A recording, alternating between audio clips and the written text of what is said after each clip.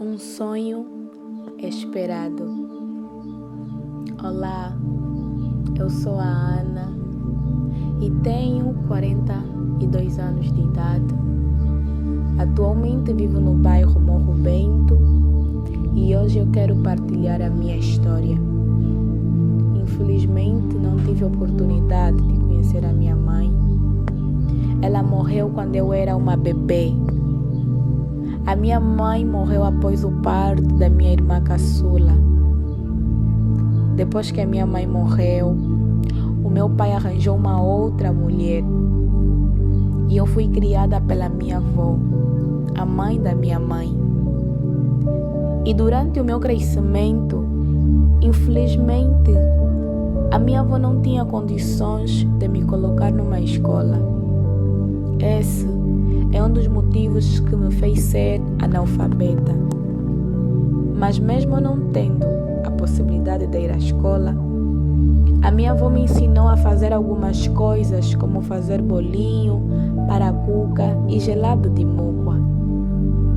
Depois que a minha avó morreu, praticamente fiquei órfã de mãe e de pai. O meu pai ainda vive, mas nunca me deu assistência. Depois da morte da minha avó, a minha vida ficou ainda mais difícil. Fui humilhada muitas vezes e quando me perguntassem sobre a minha mãe, nunca conseguia responder, porque não lembrava dela. Então, não conseguia dizer se era bonita ou feia, escura ou clara. Na verdade, eu nem lembro-me dela, porque ela me deixou quando eu era uma simples bebê inocente. Sinto saudades da minha mãe e da minha avó, porque se elas estivessem ainda vivas, eu não seria tão humilhada e desprezada como fui. O tempo foi passando. Todas as noites eu chorava e dizia: por que Deus?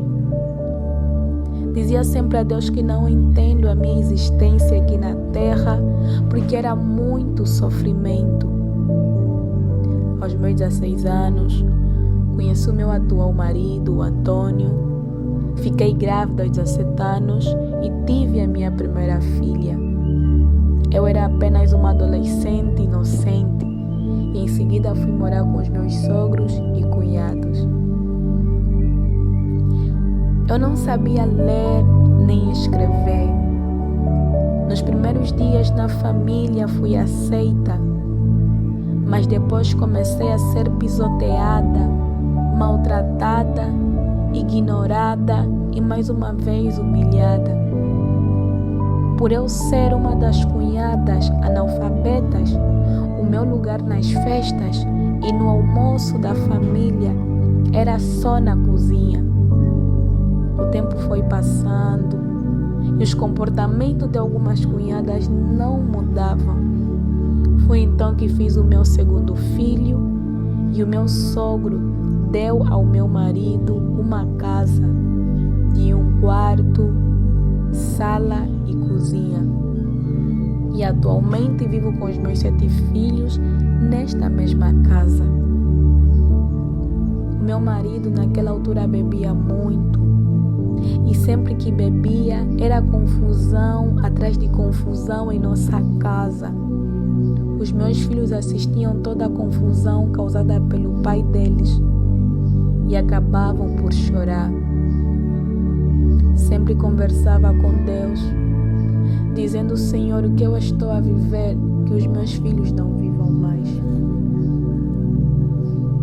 Tempos depois, comecei a vender bolinhos nas ruas e hoje eu vendo fuba na praça e sou doméstica e não me envergonho, porque graças à minha fuba estou a conseguir formar os meus filhos para não serem analfabetos como eu. Durante alguns tempos o meu marido foi preso e nesta época os meus filhos todos estavam a estudar no colégio. A mais velha já era universitária. Os meus filhos eram expulsos muitas vezes na sala de aula, na época de provas por terem dívidas. O tempo que o meu marido estava preso na comarca de Viana, a conta bancária dele estava congelada. Vocês não imaginam o que vivemos. Os meus filhos todos os dias choravam pela volta do pai. Ficamos muitas noites sem jantar. Pedimos apoio nas igrejas a fim de nos ajudarem. Enquanto o meu marido estava na prisão, eu estava grávida. Foi um período que eu vivi um filme de terror. E as coisas nestes períodos davam sempre erradas. Todos os meus filhos ficaram doentes na mesma semana. E eu, extremamente grávida, tinha que ir comprar negócio no Catinton para continuar a vender e comprar medicamentos para os meus filhos. Fui assaltada. Caí na água podre com a banheira na cabeça. Me queimei no sol, molhada pela chuva. Fiquei doente e ainda estava no estado de gestação. A casa onde eu estou, a Idol cortou a energia. Meu marido ficou doente lá na cadeia, estava com sarna. Ficamos muitas semanas sem comer, sofremos bullying na rua. E o tempo foi passando, humilhações atrás de humilhações, sofrimentos atrás de sofrimentos, abusos, até mesmo burlados fomos. Graças a Deus, o meu marido já se encontra em casa, mas os problemas nunca acabam. Mas em tudo damos graças a Deus, porque aprendemos muito com a vida.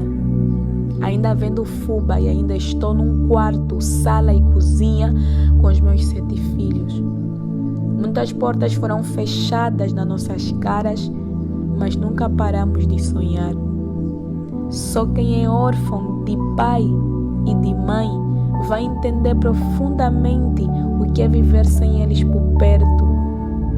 E aqueles que têm um familiar na cadeia, sabendo que ele é inocente, sabem a tamanha dor. Até hoje, não consegui dar boas condições dos meus filhos. Eu não sei o que é viver numa casa mosaicada e com ar-condicionado. O meu sonho continua e tenho fé que Deus vai operar na minha vida antes de eu morrer. Porque para Deus nada é impossível. Para você que está vivendo uma vida infernal cá na terra, não para de sonhar e não para de lutar pelos seus objetivos. Tenha fé em todos os momentos e busca a Deus verdadeiramente. Porque passaremos em muitos momentos que não tem solução, mas tem.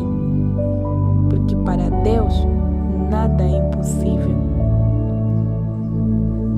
Deus existe e está no controle de tudo. Eu não desisti.